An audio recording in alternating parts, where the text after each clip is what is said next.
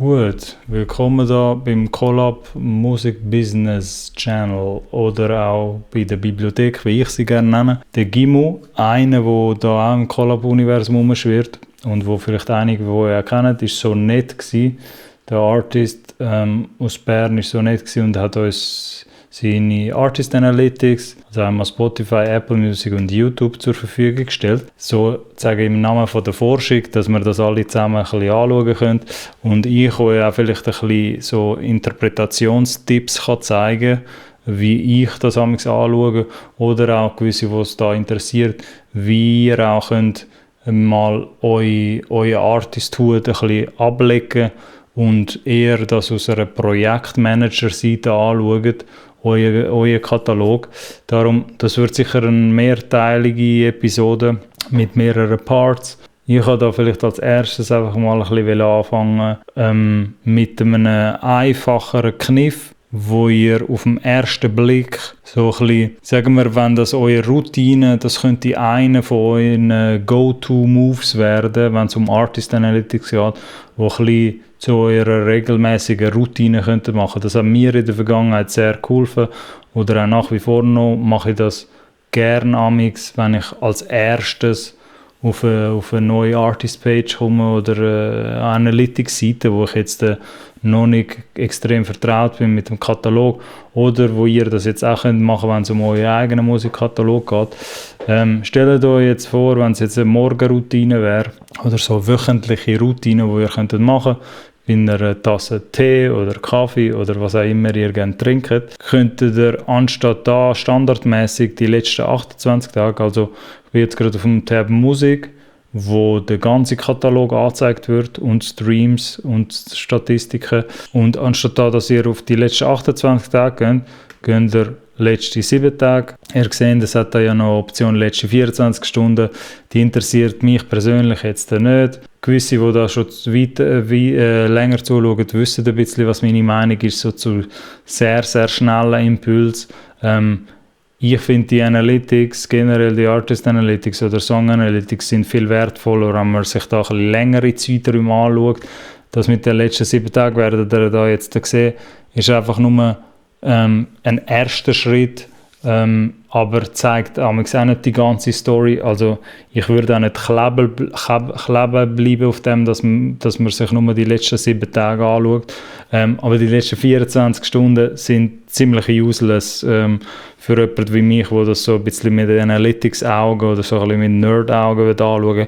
Dennoch aber, wenn man die letzten 7 Tage sich anschaut, was man ein bisschen zu so einer Routine machen kann. Das könnte jetzt eine von der Problemstellungen sein, beziehungsweise eine von den Challenges.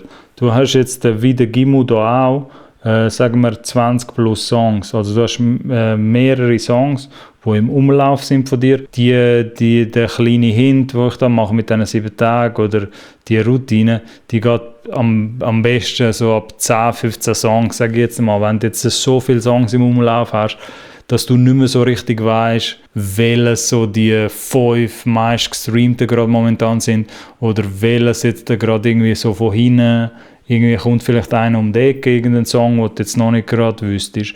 Darum kann man die Übung irgendwie jede Woche oder jede 2 Wochen einmal machen, um so ein bisschen herauszufinden, okay, gibt es vielleicht irgendwelche versteckte Songs irgendwo noch in einem Eckli, wo ich jetzt nicht gerade sofort daran denke, an ich selber, wo ich vielleicht auch gar nicht kommuniziere, gar nicht erwähne, aber vielleicht immer so langsam jetzt am Aufcreepen sind.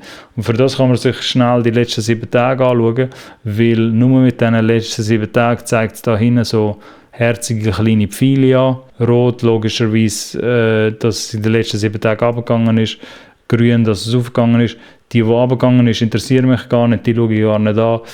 Was ich mir lieber anschauen will, ist die aufgegangen sind, also die grün angezeigt werden. Jetzt für die da zuschauen, die wissen vielleicht, oder einfach für den Kontext, Phase ist im Moment der Song, wo der Gimmo so oder so pusht, weil das seine aktuelle Single ist, oder der Song sozusagen, wo er am meisten kommuniziert im Moment in dieser Phase. Von dem her, das ist jetzt wie so ein bisschen selbstverständlich, dass das, oder es sollte auch so sein, dass das jetzt dort aufgegangen ist in den letzten 7 Tagen, alles cool, aber wenn ihr jetzt eher aus einem Standpunkt geht, wo ihr gar nichts kommuniziert oder keine von diesen Song-Babys, die so ein bisschen speziell im Vordergrund sind, für das ist halt eben die 7-Tage-Filterung recht gut, weil man würde jetzt halt erfahren, wie da auch, das Sterne 034, das ist ein Kollabo-Song, soviel ich weiss, mit einem anderen Künstler noch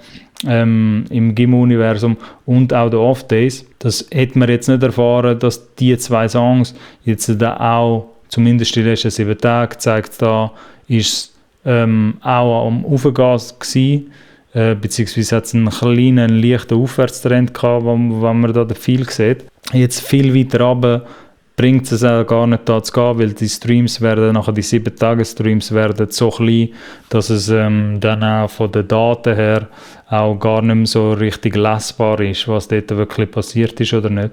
Aber bei diesen 2 Songs oder bei diesen 3, wenn wir jetzt Phase mal wegnehmen, weil das sowieso der aktuelle Song ist, könnte man jetzt, wenn ihr da jetzt dazu schaut und euch das interessiert, könnte man jetzt einfach mal herausfinden mit diesen 7 Tagen, okay, welche sind jetzt gerade am Trenden?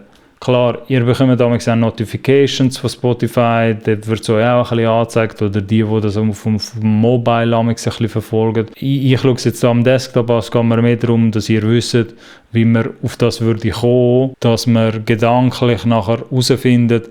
Das würde jetzt die Frage beantworten, wenn ihr jetzt würdet herausfinden beim GIMO oder bei euch selber, welche Song würde es sich jetzt lohnen, im Moment stand jetzt, also die letzten 7 Tage jetzt in dem Fall, aber so sagen wir in dem Monat, wo ich jetzt gerade bin, welche Songs würden sich lohnen zu pushen?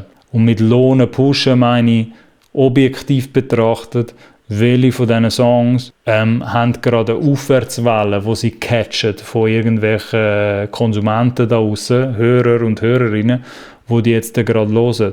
Und lohnen sage ich deshalb, weil die natürlich Aufwärtswellen gerade am Verwutschen sind, eben wegen den letzten 7 Tagen, die wir da jetzt sehen. Bei denen wäre es jetzt ein bisschen einfacher, wenn man dort mit Massnahmen hinterhergeht und das auch noch kommunikationstechnisch pusht von seiner eigenen Seite auf den Artist-Kanal, dann hat man, weil man dort sowieso schon einen kleinen Aufwind hat, das ist so ein bisschen eine Theorie, Musikmarketing-Theorie, die ich mir halt immer ein bisschen in meinem Kopf ausgemalt habe. Bei denen, wo logischerweise der Aufwärtstrend ein bisschen da ist, über die letzten 7 Tage, 14 Tage oder was auch immer, ist es auch ein bisschen einfacher, weil dort ein bisschen Druck drauf ist und ihr sozusagen wie die Welle könnt nehmen und mit eurer Kommunikation noch könnt multiplizieren oder einfach grösser machen. Für das darum die letzten 7 Tage anschauen, für so einen schnellen Blick, um herauszufinden, okay, da hätten wir jetzt herausgefunden, okay, Phase geht rauf, Sterne 034 geht rauf und Off-Days.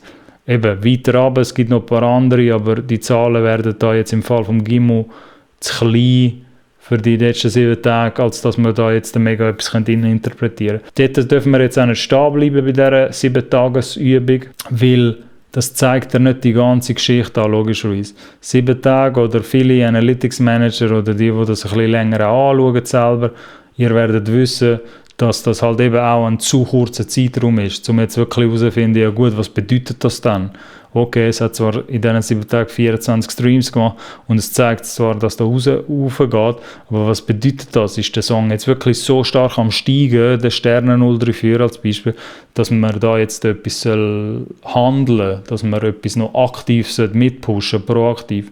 Oder auch bei Off-Days, was bedeutet das überhaupt? Darum gehen nicht nur von dem aus, das ist wie so der erste Schritt mit diesen 7 Tagen, aber gehen dann auch zusätzlich bei diesen 3 Songs jetzt zum Beispiel, die man da identifiziert hat, gehen auch nochmal 3. Die Phase tun wir jetzt schnell außer Acht lassen, weil das ist die aktuelle Single, die der GIMO sowieso jetzt gerade in der Kommunikation pusht. Aber Sterne 034 eben schnell reingehen und schauen, okay, was bedeutet das überhaupt, dass es jetzt auf dem Aufwärtstrend war. Weil wenn man reingeht und jetzt die letzten 28 Tage da sieht, dann wird man da jetzt wiederum sehen, dass es eigentlich wieder am Dippen ist, beziehungsweise es hat immer mal wieder einen Dip, so das ist auch normal bei vielen von diesen Songs, dass es immer um den Freitag immer wieder raufgeht, Donnerstag, Freitag. Aber wie ihr da seht, zwar hat es angezeigt die letzten 7 Tage, dass es mehr Streams generiert hat als die letzten 7 Tage vorher, weil das ist es tut immer im Verhältnis zu der Vorwoche, schaut es das an, je nachdem, was er für Zeitraum nimmt. Aber ihr seht, der Song ist nicht wirklich am Wachsen da. Die Linie, der letzte Tag geht da wegen dem trotzdem zurück oder flacht da wieder ab, wenn man jetzt da den letzten Tag würde schauen. Jetzt, wenn man wieder zurückgeht, eben bei jedem Song sieht es ein bisschen anders aus. Darum würde ich euch raten, mit den letzten 7 Tagen auch immer noch mal reingehen, schauen. Weil wenn wir jetzt Off-Days anschauen, da sieht es jetzt wiederum schon ein bisschen anders aus, die Kurve. Da nämlich ist, wenn wir jetzt dahinter zoomen und ganz am Schluss gehen, da sehen wir das, zeigen wir es noch da, genau, dann sehen wir es auch, dass es da am Aufgehen ist wiederum. Jetzt, auch das ist natürlich, wir reden da von so 10 Daily Streams pro Tag. Die Übung könnt ihr machen auch jetzt mit euren Streams, wenn das ein bisschen mehr sind in eurem Fall, umso besser. Wenn ihr jetzt seht, dass es da Aufwärtswellen gibt und es ist aber auch ein Song, der schon bestehen bleibt, der schon in eurem Katalog ein bisschen länger rum ist, dann könntet ihr ja jetzt darauf eingehen auf das und das jetzt mit eurer Kommunikation noch weiter multiplizieren. Was meine ich jetzt mit multiplizieren? Ihr könntet jetzt beschließen, niemand zwingt euch oder niemand haltet euch davon ab, jetzt zu Off-Days, oder in eurem Fall ist das vielleicht ein anderer Song, den ihr da jetzt gesehen, dass ihr identifiziert habt mit den letzten 7 Tagen, okay, das sind die 3-4 Tracks, die ich mir genauer angeschaut habe, und bei einem von diesen Tracks geht es jetzt immer weiter rauf, von Tag zu Tag, oder?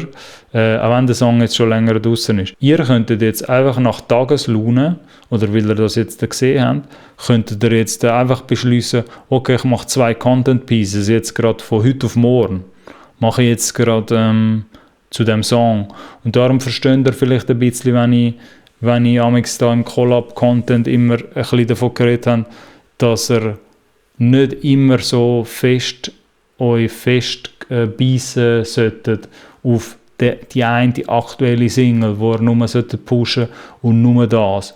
Weil vor allem, wenn ihr irgendwie 10, 15, 20 Songs draussen habt und viele verschiedene Songs im Umlauf sind, in verschiedenen Kategorien und so ein bisschen Vibes und Lanes, wo auch so ein bisschen verschiedene Hörer anspricht, ist es immer gut, dass ihr dort flexibel genug bleibt, um eben so Tagesanpassungen oder allenfalls auch Wochenanpassungen zu machen. Es wäre jetzt nicht so falsch, anhand von dem, was ihr da jetzt seht, in dem Fall für Off-Days, wäre es jetzt nicht so falsch, dass der Gimu, auch wenn er jetzt die aktuelle Phase kommunizieren, wäre es jetzt nicht so abwegig oder falsch, sagen wir jetzt, wenn es so etwas gibt wie richtig oder falsch da, dass er auch die Off-Days, die Aufwärtswellen, die ihr da eben seht, dass er die auch nutzt und vielleicht auch die Off-Days jetzt weiter pusht. So. Es kann jetzt sein, dass in den nächsten paar Tagen, wenn man das jetzt ein bisschen weiter beobachtet, dass es wieder runtergeht. Und vielleicht wäre es dann vergebens, die Reaktion, dass man da jetzt extra proaktiv gerade auf die Schnelle darauf reagiert.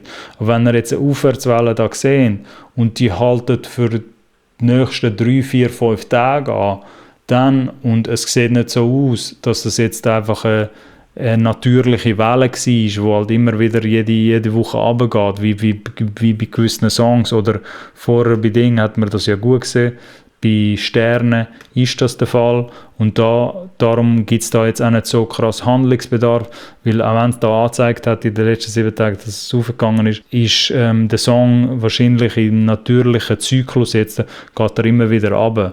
Aber bei einem Off-Days jetzt, oder in meinem Fall ist das eben vielleicht noch ein anderer Song, wenn ihr da etwas Ähnliches jetzt seht, auch so eine Kurve, die jetzt die letzten 3, 4 Tage aufgegangen ist, könnt das vielleicht noch 2, 3 Tage weiter beobachten.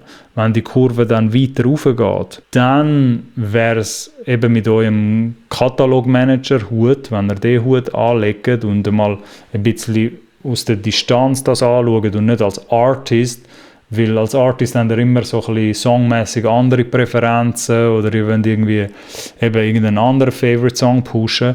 Aber wenn ihr so den Katalogmanager-Hut habt und es passiert euch eben genau das, dass ihr zu einem bestehenden Song eine ähnliche Kurve seht, es geht jetzt 5, 6, 7 Tage rauf, dann unterstützt doch die Aufwärtswelle mit mehr Content. In so einem Moment ist es wirklich gut, dass ihr flexibel bleibt im Kopf, aber auch in eurem Musikdasein und auch sagt, okay, easy, ich nehme mir jetzt schnell eine halbe Stunde, eine Stunde und mache nochmal, ich suche schnell wieder vor, okay, zu dem bestehenden Song, was habe ich für Content Pieces, habe ich irgendwelche Video-Content dazu, habe ich irgendetwas, wo ich kann pushen zu dem Song, in Verbindung mit dem Song, oder muss ich vielleicht irgendetwas Neues schnell kreieren, muss ich irgendwie Videocontent dazu aufnehmen, sei es jetzt auch etwas, ich bin jetzt gerade im Studio und tue den Song halt, ich nehme ihn halt wieder vor. Dort merkt ihr jetzt, klar, wir reden jetzt in dieser Episode nicht darüber, was das dann für Content-Ideen könnten sein, aber genau in so einem Moment kann man wie so ein bisschen seinen Kopf umschalten oder halt auch abschalten sozusagen und nicht so daran denken, aber der Song ist schon mal eben dann und dann released worden, vor 5 Monaten, sondern einfach anschauen, ganz pragmatisch und objektiv, okay, der Song, auch wenn er vielleicht ein bisschen älter ist, eben, aber ihr wisst, was ich meine mit älter, in Anführungs- und Schlusszeichen im Streaming, weil es das nicht wirklich gibt, alt und neu. Aber wenn es jetzt ein bisschen ein Song ist, wo ihr nicht gerade sofort im Auge habt jetzt und im Fokus habt, überlegt euch dort, okay, easy, ihr rennt die Aufwärtswelle, macht ihr jetzt etwas damit und erschafft neuen Content, flippt das irgendwie Content und macht die Welle noch grösser oder lasst ihr das einfach so. Und es wäre auch cool, wenn ihr das einfach so lasst, das ist auch kein Problem, aber macht euch wenigstens den Gedanken, könnt das ein bisschen einordnen bei euch selber, wenn ihr halt so Aufwärtswellen sehen würdet. Es ist auch cool, wenn ihr das nachher stehen lasst, aber der Witz ist ja, die meisten schauen sich das gar nicht an, wenn vorherige Songs im Musikkatalog irgendwelche Aufwärtswellen gerade haben, auch wenn es jetzt gerade von einer Woche auf die andere ist. Die meisten schauen sich das gar nicht an und lassen die Wellen nachher gerade wieder abflachen, also weil man sich das gar nie so tief angeschaut hat. Aber wenn man sich das angeschaut hat und dann du dich trotzdem dagegen entschieden hast, okay, dann ist es wenigstens ein Vertriebsentscheid. Dann ist es wenigstens ein Business-Entscheid, wo du gesagt hast, nein, ich sehe, dass der zwar da raufgeht, passiv, der eine Song, der vielleicht schon vor 3, 4, 5 Monaten rausgekommen ist, aber ich reagiere jetzt nicht noch proaktiv drauf. So. Wir befinden uns da natürlich auf einem Musik-Business-Channel, wo wir ein bisschen darüber reden, wie du deinen Katalog auch besser kannst verwerten selber, wie du die Songs auch kannst ein Level-Up machen mit gewissen Songs, die vielleicht schon länger draussen sind. Und darum in so einem Moment würde jemand wie ich natürlich eher empfehlen, nimm doch die Aufwärtswelle und mach nochmal Content dazu. Und vielleicht kannst du nachher, es geht ein bisschen um das, dass ihr seht da jetzt 10 Daily Streams. Am 17. Januar ist das jetzt passiert. Wenn jetzt die Aufwärtswelle wirklich noch weiter wird gehen für die nächsten 3-4 Tage und es wäre bei 12-15 Daily Streams, dann wäre vielleicht nachher die Aufgabenstellung, auch wenn der Song jetzt schon länger draußen ist, könnte vielleicht eine von den neuen Aufgabenstellungen, die sich plötzlich von einem Tag auf den anderen erschaffen lässt, weil man sich halt die Analytics da ein bisschen angeschaut hat, regelmäßig, könnte jetzt sein, okay, lass mich die 10 bis 15 Daily Streams, lass mich die auf 30 Daily Streams befördern. Und wie komme ich dort an? Dann kannst du eben wie so rückwärts arbeiten und sagen, okay, wie komme ich auf die 30 Daily Streams, also dass es täglich, kontinuierlich so viel streamen tut. Okay, lass mich pro Tag ein Content-Piece machen oder jeden zweiten Tag lass mich ein Content-Piece machen, spezifisch zu dem Song nochmal. Und schauen wir doch, ob wir auf 20, 25, 30 Daily Streams raufkommen, nochmal mit dem Track. So. Und dann kann man noch weiter spinnen und sagen, okay, man sieht jetzt die letzten 28 Tage in dem Fall. Ich weiss jetzt da nicht, wann der grösste Peak war von dem Song. Aber wenn man da die letzten 12 Monate zurückgeht, dann wird man da bis zum Release sehen, alles. Und jetzt, eben, ihr seht da auch ganz, ganz klein, dass da die Welle wieder ein bisschen am Aufgehen ist.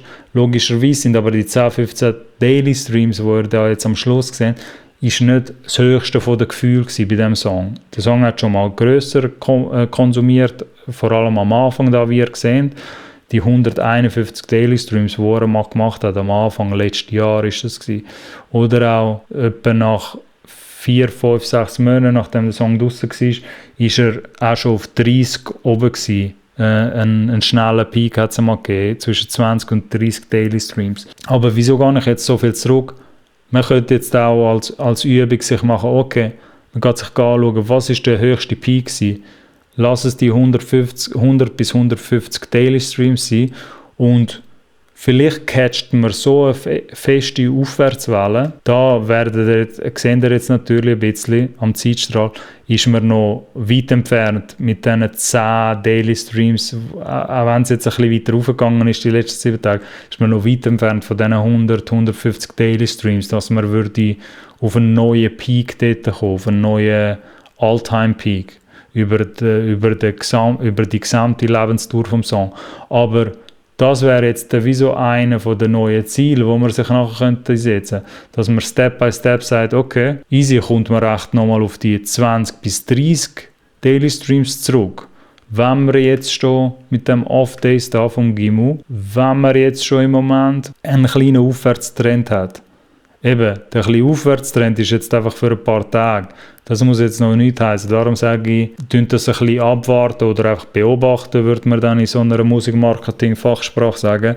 Beobachtet das nochmal 3-4 Tage, weil es könnte jetzt halt sein, dass es schnell auch wieder abflacht und einfach ein bisschen so impulsiv für 2-3 Tage ist ein bisschen aufgegangen, einfach so aus der Laune der Natur und nachher flacht es halt wieder ab. Aber würde es jetzt wieder passiv ein bisschen weiter raufgehen, nochmal organisch, dann wäre das jetzt nicht verkehrt oder wäre das kein falscher Vertriebsentscheid sozusagen, wenn ihr jetzt eben eher euer Projektmanagement auf eurem on your Projektmanagement Shit wäre, so im schönen verenglischten Deutsch, so, wäre das nicht so abwegig oder auch falsch, dass ihr jetzt sagt, okay, lass mich die Aufwärtswelle nochmal unterstützen. Und dann sind wir schon am Katalogmanagement machen. Das ist schon das ganze Ding von Katalogmanagement. Das ist nichts anderes, als der liebe lange Tag sich anschauen, okay, was ist gerade ein bisschen am Trenden, eben die letzten 7 Tage, wie man das am Anfang angeschaut hat, das ist so die beste Übung, die man teilweise machen kann. Lass mich anschauen, okay, was ist Aufwärtstrend und dann wirklich anschauen, wenn man sich nur das angeschaut hat, die Sterne ist trotzdem mit 24 Daily Streams höher und im ersten Blick hätte man jetzt können sagen, okay, easy, in dem Fall nach Phase könnte man noch Sterne holen. Weil Off-Days hat mit weniger gestreamt, jetzt die letzten 7 Tage. Aber Off-Days macht jetzt von dieser Aufwärtswelle, von der Konsumwelle mehr Sinn, dass man den wieder holen würde, anstatt der Sterne, weil ihr da halt seht, im Vergleich, so sieht Off-Days aus im Moment. Ihr seht am Schluss, der letzte Tag, also es geht da alles auf, es ist nichts am Dippen. Und im Vergleich, die Sterne, wo auch ein Aufwärtstrend angezeigt worden ist, die letzten 7 Tage, sieht es so aus. Also ist wieder am Runtergehen. Von dem her, von diesen 2, das wäre jetzt wie so ein bisschen ein eigener Katalogmanagement-Entscheid, den ihr dann machen könnte. Wäre es jetzt so abwägig, dass man auch Off-Days vielleicht könnte wieder holen. Jetzt der GIMU ist in so einem Fall, und das ist vielleicht mal eine Episode für ein anderes Mal, ist halt eher mit Phasen beschäftigt, weiss ich jetzt, und auch mit dem Drift. Aber das wäre jetzt zum Beispiel eine von diesen Empfehlungen sozusagen, die man könnte machen, oder wenn man das jetzt selber anschaut, könnte man jetzt herausfinden, okay, wo gibt es jetzt Handlungsbedarf. Eben, ganz schnell kann man das herausfinden mit letzten 7 Tagen und dann aber in den Song reingehen als zweiter Schritt. Nie nur das anschauen, da die Pfeile. Das reicht halt nicht. Geht auch rein und könnt schauen, weil Sterne wäre es jetzt nicht. Wenn der Gimo mich jetzt würde fragen, ja Alex, welcher von diesen bestehenden Songs nebst meiner aktuellen Single sollte ich wieder führen in der Kommunikation? Ich habe morgen nochmal ein Zeitfenster, in den nächsten 3, 4, 5 Tagen habe ich Platz in meinen IG-Stories oder auch in meinem TikTok. Der Gimo ist sehr aktiv auf TikTok. Habe ich Platz in meinem Feed, in meinen Feed-Posts etwas zu machen zu gewissen Songs, nebst Phasen. Welche sollte ich jetzt nehmen? Und die Frage wäre jetzt so ein bisschen beantwortet. Klar, es gibt noch ein grösseres Bild, man kann sich das noch viel, viel tiefgründiger anschauen, aber jetzt, wenn du eine schnelle Tendenz jetzt hättest herausfinden, dann wäre das jetzt beantwortet gewesen mit, ich hätte jetzt noch Off-Days genommen, aufgrund von dieser Aufwärtskurve, die ihr dort gesehen. Die hätte ich noch 2-3 Tage weiter beobachtet und dann hätte man vielleicht schon wieder einen Track, wo man holen kann, zu dem man Content machen kann. Und das ist schon die ganze Magie hinter Katalogmanagement, könnt ihr euch vorstellen. Das ist einfach ein bisschen herausfinden, welche von diesen Songs nach Tagesform oder auch nach Wochenform, zu welchen Songs kann ich jetzt gerade neuen Content machen. Klar könnt ihr das auch alles ein bisschen nach Gefühl machen und nach eurem Gusto, auf welche ihr gerade Bock habt, welche ihr gerade pushen wollt. Aber die Analytics oder so wie ihr es da seht, ist halt dann wie so ein bisschen objektiver. Das lügt halt dann wie sozusagen nicht. Es gibt schon dort, da, wenn ihr den Spruch hört, Zahlen lügen nicht. Es gibt schon auch Zahlen, die lügen, das ist nicht so. Aber da bei Off-Days jetzt zeigt es halt klar einen Aufwärtstrend an. Eben, es ist zwar mit sehr kleinen Zahlen verbunden, mit sehr kleinen Daily Streams, darum müssen wir sich das noch ein bisschen länger anschauen, ob das hier wirklich jeden Tag so dann wäre und nicht nur 2-3 Tage, so schnell mal. Aber das ist jetzt ein bisschen eine objektivere Meinung, als wenn jetzt der Gimu von sich selber würde sagen, ja, aber ich habe Lust, Tides oder immer noch, gerade jetzt zu pushen, aber die 2 Songs haben halt jetzt vielleicht keinen Aufwärtstrend gerade wie der Off-Days. Jetzt bei immer noch könnten wir uns das anschauen, wie es dort aussieht, aber ihr seht jetzt, der Gimu, das wäre jetzt genau so ein Beispiel, der Gimu könnte jetzt sagen, ja, aber nein Alex, ich habe voll Bock immer noch jetzt noch nebenbei zu pushen, nebst meiner aktuellen Single, ich habe den viel lieber, aber bei immer noch zeigt es an, dass es gerade voll nicht konsumiert wird und im Gegenteil sogar die Kurve gerade im Moment runtergeht. Das heisst, du schaffst nicht wirklich mit der Konsumwelle mit. Du bist wie so ein bisschen gegen Windmühlen am Arbeiten, weil du antizyklisch, also gegen den Zyklus sozusagen arbeiten tust, gegen den natürlichen Zyklus, wie gerade dein Konsumflow von diesen Songs läuft. Das kann man natürlich auch als Challenge nehmen und sagen, okay, ich tue erst recht einen pushen, wo gegen den Zyklus, also wo nicht einer von den meistgestreamten ist oder wo runtergeht und ich hole bewusst den wieder führen. Aber so fürs erste Mal, wenn ihr so ein bisschen ins Analytics-Game reingehen wollt und ins Katalog-Management-Game ein bisschen mehr reinsteppen, so im eigenen Katalog, würde ich jetzt eher empfehlen, sucht euch, identifiziert damit mit dieser 7-Tages- Trendfilterung mit dieser Übung, identifizieren damals die 2-3 Songs, die momentan gerade so ein bisschen einen Aufwärtstrend am Verwischen sind, eine Wave am Catchen sind und machen es euch ein bisschen einfacher, dass ihr dann die nehmt und mit denen so ein bisschen rund um die neue Content-Format oder neue Content-Strategien erschaffen. Und das wäre dann wie so ein bisschen schon eine erste Lektion zu Katalogmanagement. Wir werden da sicher noch ein bisschen weiter reintappen in die Analytics vom Gimmo, wo er uns da zur Verfügung gestellt hat. Nochmal ein ganz grosses Dankeschön an ihn, dass er uns das anvertraut hat, dass wir das alle zusammen anschauen können. Und es wird sicher nochmal eine Erfolg dazu geben. Danke vielmals fürs Zuschauen und ich würde sagen, bis zum nächsten Mal. Tschüss zusammen.